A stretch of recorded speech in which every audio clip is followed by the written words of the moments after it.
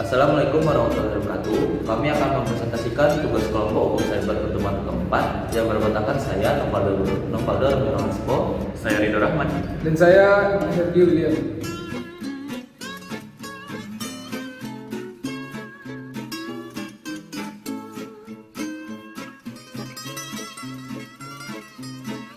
Pengertian cybercrime.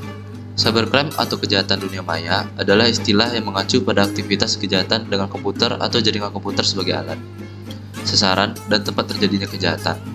Meskipun kejahatan dunia maya atau cybercrime umumnya mengacu pada aktivitas kejahatan dengan komputer atau jaringan sebagai unsur utama, namun istilah ini juga digunakan sebagai kegiatan kejahatan tradisional di mana komputer atau jaringan komputer digunakan untuk mempermudah atau memungkinkan kejahatan tersebut terjadi. Karakteristik cybercrime. 1.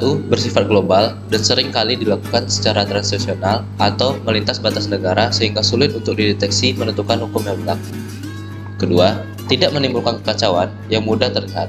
Oleh karena itu, ketakutan atas kejahatan cyber tidak mudah muncul walaupun terkadang kejahatan tersebut dapat menimbulkan kerusakan yang lebih besar dibandingkan kejahatan konvensional. Ketiga, pelaku kejahatan cyber tidak mengenal usia dan bersifat universal. Bahkan, tidak jarang diantaranya masih anak-anak dan remaja. 4. Menggunakan teknologi informasi yang sulit dimengerti oleh orang-orang yang tidak menguasai selak-beluk dunia cyber. 5. Dapat menimbulkan kerugian material maupun non-material, seperti waktu, uang, barang, kerahasiaan informasi, bahkan martabat dan harga diri. Penjelasan akan dilanjutkan oleh teman saya yang bernama Ridho Rahman. Jenis-jenis cybercrime. Yang pertama itu ada phishing, spoofing, cracking, serangan ransomware, serangan DDoS, injeksi SQL, carding, penipuan OTP, peretasan situs dan email, data forgery, cyber espionage, pemalsuan identitas, dan cyber terrorism. Pengertian phishing. Phishing adalah contoh cybercrime yang bertujuan untuk mencuri informasi dan data pribadi dari email, telepon, pesan teks, atau link palsu yang mengaku sebagai instansi atau pihak-pihak tertentu. Cara kerja phishing yaitu mengelabui target dengan tipuan yang seolah terlihat normal, padahal mereka tidak sadar bahwa data pribadi miliknya sedang dicuri. Yang kedua, spoofing.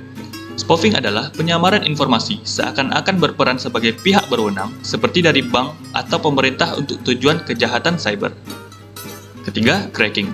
Cracking adalah percobaan memasuki sistem komputer secara paksa dengan meretas sistem keamanan software atau komputer untuk tujuan ilegal yang mengarah ke kriminalisme. Pelaku cracking melakukan aksinya untuk mencuri, melihat, memanipulasi data hingga menanamkan malware. Keempat, ransomware. Ransomware adalah tipe malware yang menargetkan perangkat keras untuk mengambil informasi berharga dari targetnya, kemudian menkripsi dan mengunci file tersebut. Kelima, distribute denial of service atau bisa dibilang DDoS. DDoS adalah cybercrime dengan membuat lalu lintas server berjalan dengan beban berat hingga tidak bisa menampung koneksi dari user lain atau overload. Selanjutnya, injeksi SQL adalah teknik serangan injeksi kode dengan memanfaatkan celah keamanan yang terjadi pada layar berbasis data sebuah aplikasi. Contoh cybercrime ini merupakan ancaman nomor 1 terhadap keamanan aplikasi web. Selanjutnya, carding. Carding adalah kejahatan melakukan pencurian data informasi kartu kredit milik orang lain. Data tersebut kemudian digunakan oleh pelaku untuk melakukan transaksi atau mencairkan saldo limit kartu rekening mereka.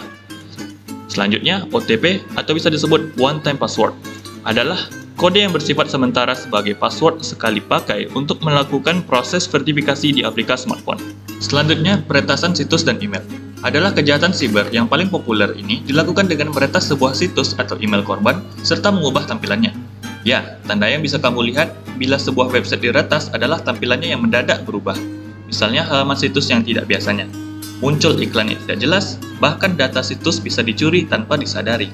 Selanjutnya, data forgery adalah tindakan memalsukan data dokumen penting yang tersimpan sebagai scriptless dokumen melalui internet. Dokumen-dokumen ini biasanya dimiliki oleh institusi atau lembaga yang memiliki situs berbasis web database. Selanjutnya, cyber espionage adalah kejahatan siber yang memanfaatkan internet dengan memasuki sistem jaringan komputer untuk memata-matai target tertentu. Kejahatan ini biasanya ditujukan kepada kompetitor, lawan politik, atau pejabat negara yang dokumen dan data-data pentingnya tersimpan dalam sistem yang terkomputerisasi. Selanjutnya, pemalsuan identitas. Pemalsuan identitas termasuk salah satu contoh cybercrime yang harus diwaspadai. Pelaku memanfaatkan identitas palsu secara ilegal untuk melakukan tujuan kriminal. Selanjutnya, cyber terrorism adalah jenis kejahatan siber yang merugikan negara, bahkan mengancam keselamatan warga dan stakeholder yang mengatur jalannya pemerintah. Aktivitas terorisme cyber merujuk pada serangan terhadap komputer, jaringan, dan sistem informasi dengan tujuan mengintimidasi, menekan pemerintah, atau untuk kepentingan politik tertentu. Kita akan bahas tentang faktor pendorongnya terjadinya cybercrime. Yang pertama, akses internet yang tidak terbatas. Kedua, kelalaian pengguna komputer. Hal ini merupakan salah satu penyebab utama kejahatan komputer. Yang ketiga, mudah dilakukan dengan alasan keamanan yang kecil dan tidak diperlakukan peralatan yang super modern. Walaupun kejahatan komputer mudah untuk dilakukan, tetapi akan sulit untuk melacaknya. Sehingga ini mendorong para pelaku kejahatan untuk terus melakukan hal ini. Keempat, para pelaku merupakan orang yang pada umumnya cerdas, mempunyai rasa ingin tahu besar, dan fanatik akan teknologi komputer. Pengetahuan pelaku kejahatan komputer tentang cara kerja sebuah komputer jauh di atas operator. Dan yang kelima, sistem keamanan jaringan yang lemah. Selanjutnya akan dijelaskan oleh Sergey William. Studi kasus yang kami bahas yaitu kasus judi online. PPATK bekukan 421 rekening senilai 800 miliar rupiah. Selain itu, terdapat 721 rekening yang sedang PPATK hentikan terkait judi online. Salah satu reporter yang bernama Ivan menyebutkan tidak kurang dari 25 kasus judi online telah disampaikan kepada aparat penegak hukum oleh PPATK sejak 2019 hingga 2022 ini.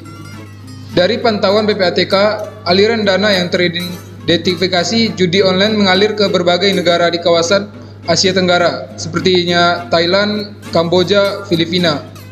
Untuk itu, PPATK telah berkoordinasi dengan lembaga intelijen keuangan di negara tersebut.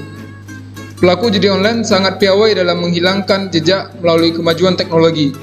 Mereka kerap melakukan pergantian situs judi online baru, berpindah-pindah dan berganti rekening, bahkan menyatukan hasil judi online tersebut dengan bisnis yang sah. Dampak yang terjadi terhadap masyarakat atau korban.